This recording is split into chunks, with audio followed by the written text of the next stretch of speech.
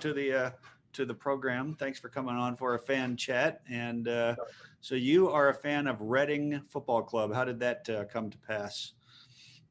Well, I mean, I'm originally from Reading. Was born in the town.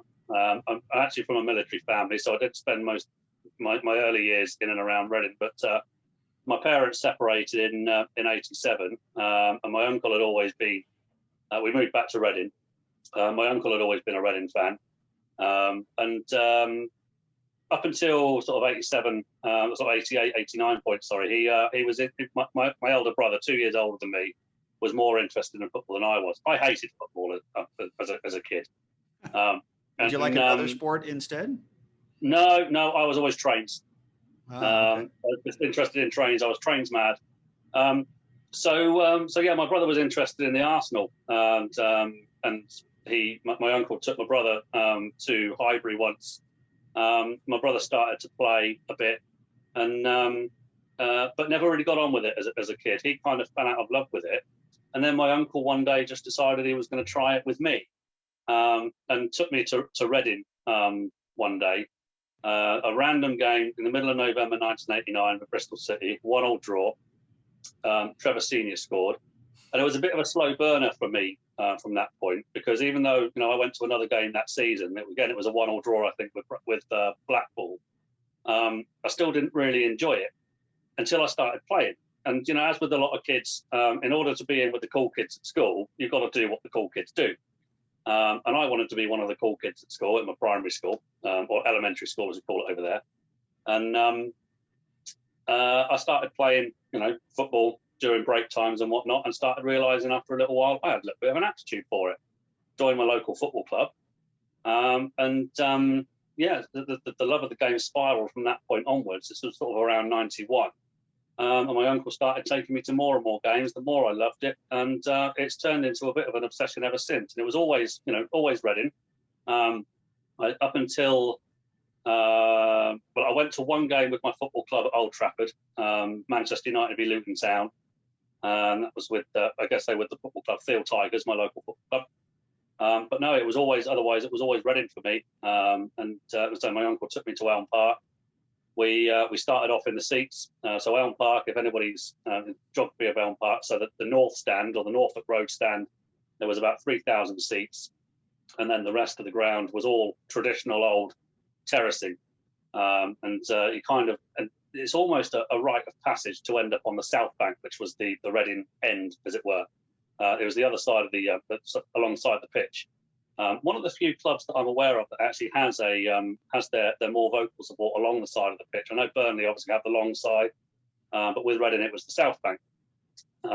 So yeah, we started off in the seats and gradually moved around in '92 to the tileless end, which was behind the goal, and then in '94 we moved around to the South Bank. And where exactly was Elm Park? So Elm Park is on the western side of Reading. It's about half an hour's walk from the town centre. There's a housing estate there now, which is funnily enough called Elm Park still. But it was a traditional old ground, very, very different to what the Modesky is now. I understand you've been to the Modesky, so you know what it's like. But Elm Park was surrounded by terraced houses. It was hemmed in on all sides. Transport links weren't fantastic, but the A4 running came in from the motorway, the M4, the highway.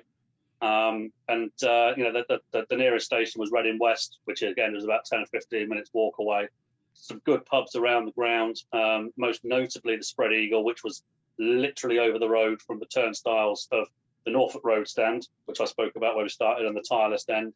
And if you look at some old pictures of Elm Park, particularly taken from the town end, from the tileless end, you can see the Spread Eagle pub there, with its old English kind of white facade with sort of black wooden panelling, almost Tudoresque in its appearance. And does any of that still exist? Is there anything to mark that the ground was there, or the pub still there? The Spread Eagle is still there. That's still a very much a going concern. So the housing estate, the roads around there, it's called Elm Park. Sure. But there isn't really anything else there to signify that there was once a football ground. If you didn't know that Elm Park was a football ground, you wouldn't know that Reading Football Club has spent over 100 years of their history there. No, people tend to congregate at either congregate at the ground now at the Modesky, or there are some more well-established pubs which run buses to the ground, to the Modesky. And there's one near, there's two nearby actually. The Rose and Thistle on Argyle Road, the Nag's Head on Russell Street, which are, as I say, they're in the western part of town, and a couple of other pubs around dotted around different areas of town that kind of do their own sort of transport. But unfortunately, is that the kind of thing that if a neutral, if an American or somebody was just coming to a game, could get involved in that, like go to one of those pubs and have a couple of pints and hop on the coach? Do you need to book that ahead of time, or you just show up? No, you don't need to book ahead of time. No, just show up. Different pubs have different sort of procedures, but from what I can remember, because it's been a while since obviously since we've been to games. But the Nag's Head in particular is probably the one that's closest to the town centre, and one of the most popular. It's a traditional old English real ale pub, and I think it's they hire in the bus themselves, and so in order to recoup that cost, I think it's something like £2 return, and the bus takes you from literally outside the pub front door to the ground, and then drops you off literally outside the pub door again on the way back. And there's also one just sort of a public coach from near the train station, isn't there? There is, yes, yeah. yes. Okay. I forget the bus number, but yeah, it's literally literally outside again. That's £2 return. Yeah. All in all, the transport links to the stadium are okay. They're not too bad, and in fact, there is a new station being built about 10 minutes walk from the stadium, which will make life a lot easier. Okay. But yeah, back in the day when it was built in '98, it was one of the new supposedly modern stadia, which was going to be sort of transform the way that supporters travel to games. There was considered to be a move away from inner city stadia to out of town stadia to make it easier to travel in and out. And that hasn't really happened. I mean, we were one of the almost the experimental cases, I suppose, and so many clubs learned from our mistakes. And what's the nature of how is it a mistake? Because it's outside of town. It's nowhere near any residential zones. It's nowhere near any pubs. It's nowhere. You can't just literally sort of get a train into the town centre and then walk to the ground within 10 or 15 minutes. Like, for example, Newcastle United. Like, for example, Manchester City. And so many other clubs around the country, all of their stadia, they're in and around sort of the central zone in town, whereas Reading's is 3 miles out of town on the south side, nowhere near any residential areas, nothing to do around the ground except get to the ground itself and drink the stadium beer, and eat the stadium food. So, is there any talk about moving at all? Not at the moment. No, absolutely not. I mean, the stadium's only 23 years old. Yeah. It cost £37 billion to manufacture. So that doesn't seem like that much anymore, does it? You look at what some of these other people are spending. Crazy. When you consider the club bought the land from the local council for £1, it's a hell of a lot of development cost. Yeah. But yeah, we bought it for £1 because it was an old landfill site for domestic and industrial waste. So there was a lot of development work that needed to be done on the site to just render it, good enough for building a football stadium on. And what's with the name? Who I think Modesky was the chairman at the time, or later.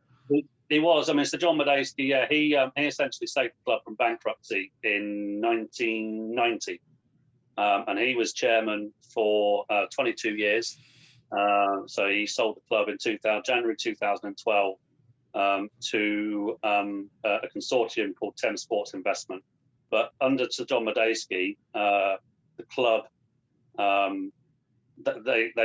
they had their most successful years. I mean, we've got no major trophies to speak of. We've got to 2 FA Cup semi-finals, and the furthest we've got in the League Cup is the quarter-finals. We've only been in the Premier League for 3 seasons. The highest we've ever finished is 8th. So we've got quite a we call it a lowbrow history. But yeah, the club had their most successful seasons. He essentially funded much of the development cost of the stadium itself. So we've moved from what I obviously described as decrepit Elm Park, which is like 15,000, three stands terracing, to 25 or 24,000, 24,500 seater at the time when it was opened, brand spanking new stadium, and one of the best stadiums in the country. Yeah, 3 seasons in the Premier League under his watch. He ran the club as a sensible business, investing where it was deemed to be a pertinent thing to do. So almost every pre-season we would make a marquee signing. He was the person that employed the likes of Mark McGee, who any Reading fan of an age will say played some of the most exciting and pleasing on the eye football that Reading fans have ever seen in the early 90s. He was responsible for Alan Pardew. So Alan Pardew, his first managerial job was at Reading. When Alan Pardew left in controversial circumstances to West Ham, we employed Steve Coppell for 6 years. Under Steve Coppell, we had our best years. Include, to say, we finished the 2005-2006 season with 106 points, which is a Football League record. And I was, say it with a smile on my face, I was privileged enough to witness every single minute of that season. Wow. Amongst all the seasons surrounding that. And of course, the Premier League, first season in the Premier League. After that, we finished 8th, and surprised a hell of a lot of people. Is your memory this good with everything, or is this just a football thing for you? Unfortunately, it's just a football thing. Don't talk to my family about remembering birthdays. I hope you get your anniversary right anyway. So. Well, I wish I had somebody to have an anniversary. I'm a single man. See, there you go. Yeah. Oh, well. There's no ring on this left finger. Okay. Yeah. So the 106 points then. I've seen Reading twice. One, I think they both were a draw, and in both cases, as soon as the other team either scored or began to make a lot of noise, there's a song. The Reading fans burst out singing about the 106. Yeah. There's a song about it, right? How does that go? Yeah. 106. We got the record 106. Right. Very, very simple. Reading fans generally take a simple chance. There is another one now, more recently, which is Man United fans sing 20 times Man United. Yep. So Reading fans sing 106 Reading FC. Okay. Playing football. So it's 106 Reading FC. 106 I say. 106 Reading FC. Playing football the Coppell way. Which was all out attack, essentially. Sure. Okay. Good old fashioned British 4-4-2 with wingers, big man, small man strikers, hard working players. And we scored 99 goals that season, conceded 32. And it's just which season was that again? That was what year? 2005, 2006. Okay, so at the new stadium. So at the new stadium, yeah. I was going to ask if you've had when I saw them at least once. You had an American midfielder playing, whose name I believe is Williams, huh? Oh, Danny Williams. Yeah, Danny Williams. Yeah. He's one of these actually lived in Germany his entire life, but one of his parents was American, so he qualified as American, but nobody in America had ever seen him play. So it was just it speaks with a very broad German accent as well. Right. No, he was a bit of a fan's favourite. He was what you'd call a traditional British midfielder, all action, absolutely everywhere, not afraid to get his foot stuck in. And he'd probably argue that his best game for us was the playoff final against Huddersfield in 2017. And it came as no surprise that he ended up signing for Huddersfield because his contract had expired, and he signed for Huddersfield that season. So he had 2 years with Huddersfield before. I think he ended up in Cyprus or somewhere like that. I think he's retired now as well. But no, he was a fan's favourite. We signed him from Hoffenheim for about £1 million. Okay. Yeah, he was. I liked him. He was a good player. Have you had other Americans, by the way? Do you know? Yeah, Bobby Convey. So yeah, again, he was part of the 05-06 team. He was a left winger. Actually kept Stephen Hunt out of the team that season because we signed Stephen Hunt on a free transfer again. There's a story about that in a minute as well. But yeah, Bobby Convey, we signed him from DC United in 2004. Again, it was one of those annual marquee signings that we made. And he struggled with English football in the first season. I think he only made half a dozen or so appearances. But the season after that, in pre-season 2005, he went away, did a lot of work and to build himself up physically and staminally. Is that a word? Sure. but yeah, I've just made it up if it wasn't. He went away, did the work that he needed to do, came back and was one of the star players in that 05-06 season. And that 2006 season culminated in both Marcus Hanneman, the goalkeeper, and Bobby Convey being called up to the US national team. Bobby Convey became, I believe I'm right in saying this, the first player to actually be at Reading Football Club to represent their national team at a World Cup finals in Germany. And he was an American. Who would have thought they would be that combination? So, well, indeed, but no, he was a very good player. My impression is, other than a little stretch there in the Premier League, I think of them just as a solid, always in the championship team. I know they almost went down a couple of years ago, right? But I mean, what have been some of the low points in Reading history then? Oh, well, in history, if we're talking sort of in my lifetime, just about, I was born in 1982, and in 1982 the club almost merged with Oxford United. This is we might as well go ahead and get into this story. So whose crazy idea was that to merge them with Oxford? It was initially the idea of Robert Maxwell, who was Oxford United's chairman at the time, media baron, an all-round nasty guy. His death ended up almost shafting Oxford United, nearly taking them down, going bust. They suffered financially a hell of a lot on the back of what happened with him, and what he was doing with I think it was the Mirror Group, which is one of the UK's national newspaper companies. So we have the Daily Mirror, the company that runs that is called the Mirror Group, and he was basically filching from their pension pots, and all of the legal stuff that went down with that cost Oxford United quite heavily, to the extent that my first visit to the Manor Ground, which is Oxford's old ground, much like Elm Park, a decrepit old place, but their decrepit old place. Mm-hmm. Their match day program. Normally, a match day program would be either 36 to 48 pages. Theirs was only about 15, 16 pages long, just to cut costs. And that was ironic good for a publishing magnate, huh? Oh well. Well, indeed. But by this point, he passed away. He died in suspicious circumstances on his yacht. So he was no longer around. So that in order to cut the cost, of course, the club, but they were cutting the cost left, right, and centre. But credit to Oxford where it's due. We're no lovers of them in Reading, but they still maintained a competitive team. Back then it was Division 1, now Championship level. So it was his idea to merge the two clubs.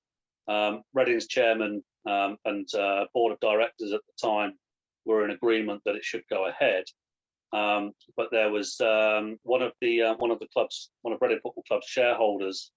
I don't know the exact details, but the guy's name was Roy Tranter, and there's a plaque at Modesky Stadium dedicated to him for saving Reading Football Club, because it was his shareholder legal action that prevented the merger from going ahead. It was something to do with the type of shares and the fact that they could be transferred or something like that. But yeah, it was his action, his legal action, that prevented it all going ahead. Both Reading and Oxford United fans marched against it. They didn't want it to happen, understandably. But the merger, the actual merger itself, the proposal was that we play between Reading and Oxford. There's a small railway town called Didcot, and the Thames Valley Royals, it was suggested, were going to play there, which is about 15, 20 miles to the west of Reading. What was the motivation for this idea? Was Oxford struggling and he just wanted to save them by blending them into a bigger club, or was he just crazy? What this doesn't happen in England, right? I should explain for American listeners, which is most of my audience.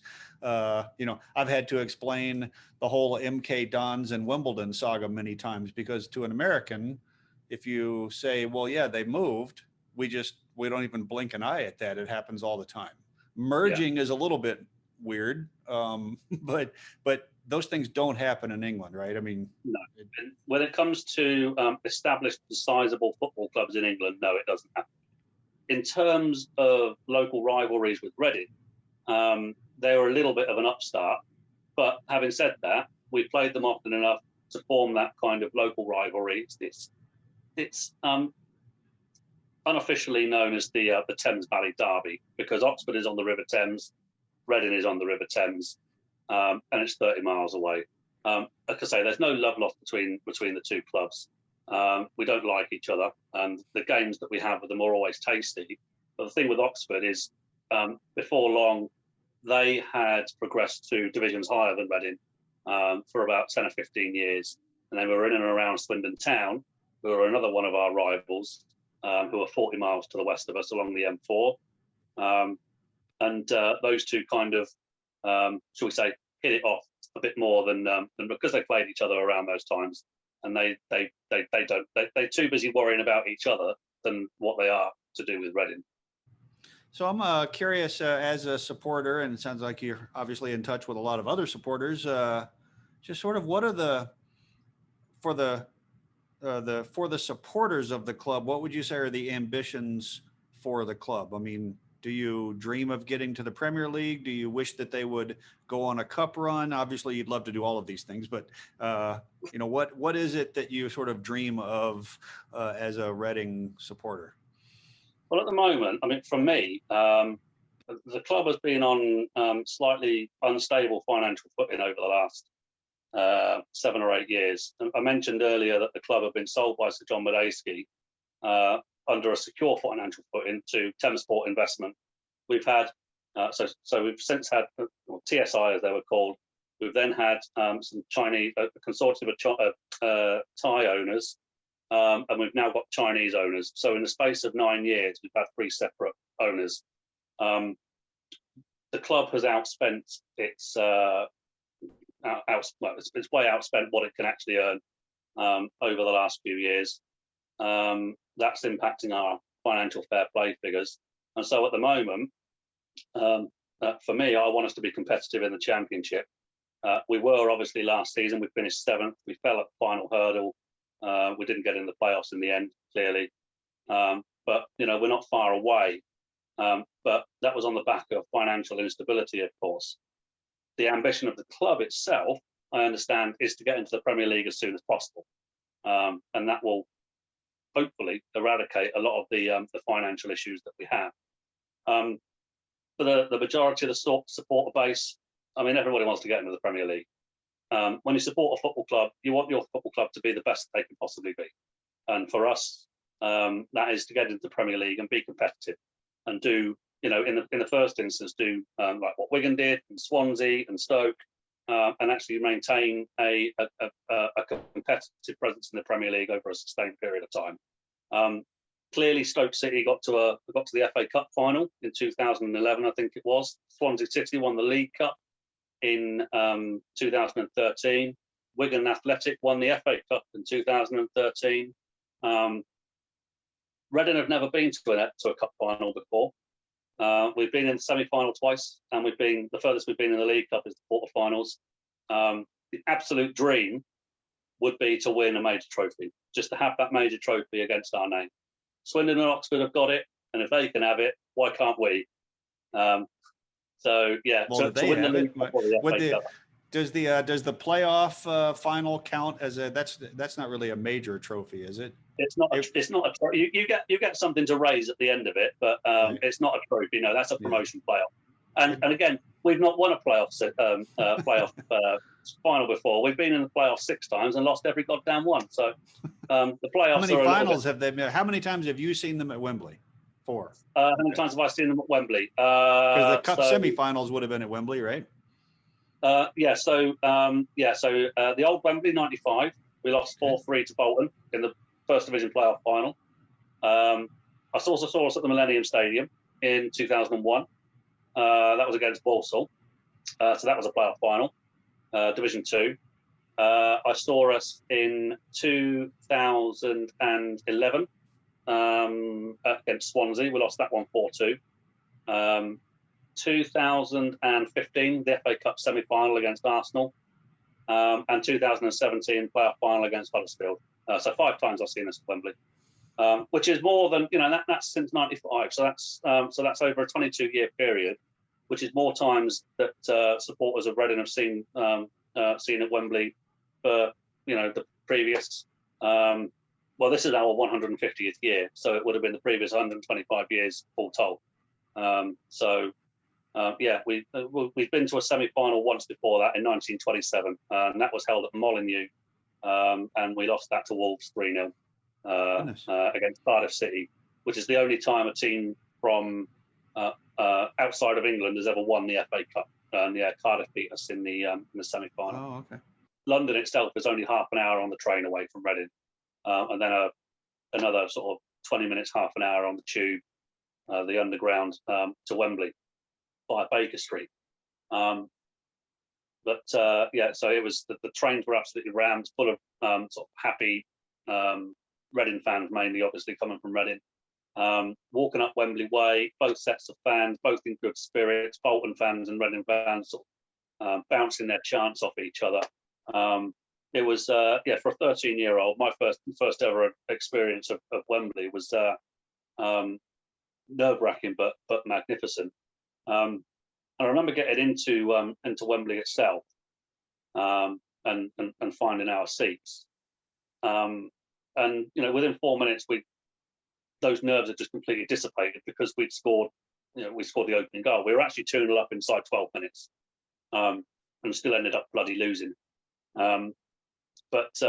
Just absolute pandemonium when those 2 goals went in. I remember because there were backless seats in the lower half of the stand, so you couldn't kind of brace your legs against anything when you're going absolutely mad, jumping up and down.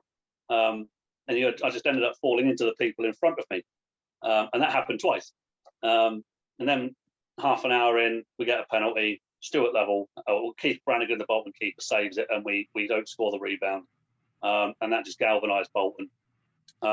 We were running a couple of injuries in the second half. Back in the days when you could only have 2 substitutes. As I say, we were running a few injuries. We were getting tired, and Bolton had the experience of being in the League Cup final about a month earlier, or a month and a half earlier. They'd played Liverpool. They'd lost it 2-1, but they'd given Liverpool a really good run for their money. And so they had that Wembley experience. It's a massive pitch, and it's a huge occasion.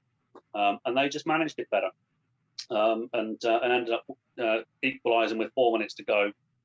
So let's talk about the city then. The experience. We already talked about how to get out to the ground. My impression, first of all, is the tickets aren't that hard to come by. You probably don't sell out many games, right? Not at the moment, no. Our crowds have dwindled because of the paucity of success that we've had over the last decade or so. Okay. When times are better, as with most clubs, well, all clubs, when times are hard, the crowds dwindle. When times get better, the crowds increase. And Reading is very much the epitome of that. Up until the point where COVID hit, we were getting 12s and 13,000 crowds around that zone. So essentially the ground was 50% capacity. You'd have no problems getting a ticket whatsoever. And it's reasonably priced as well. The club, to be fair, you mentioned it's about a half an hour out from London. I think that's Paddington Station, right? So just London, direct train service. Direct train service, yeah. If you jump on one of any of the intercity trains to Wales or the West Country, the first stop, I think on I think I'm right in saying on every single service is Reading, because Reading's such a it's a large sort of junction on the railway network in the UK, so it's a strategic place for most train companies that use Reading to stop at.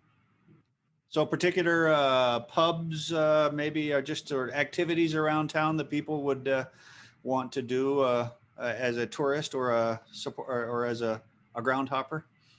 Yeah, I mean, if you arrive in Reading and get there fairly early, then you know, as I say, the station's right in the town centre, and literally 2 minutes walk is Friar Street, which is where all the main bars and restaurants are in town. A little bit further on, there's the Oracle Shopping Centre, which also has plenty of bars and eateries on the riverside, which is there's the River Kennet, which is a tributary of the Thames, runs right through it. They've developed it all the way through, and as I say, there's bars and restaurants on either side of the river. Quite a nice little area. Specific pubs. I mean, if you're, like I say, there's plenty of them down on Friar Street. There's the Monk's Treat, O'Neill's, which is an Irish bar. There's a Wetherspoons, which is a popular brand of pub in the UK with cheap beer and edible food. Yes, it comes out quickly and it doesn't cost much. So exactly.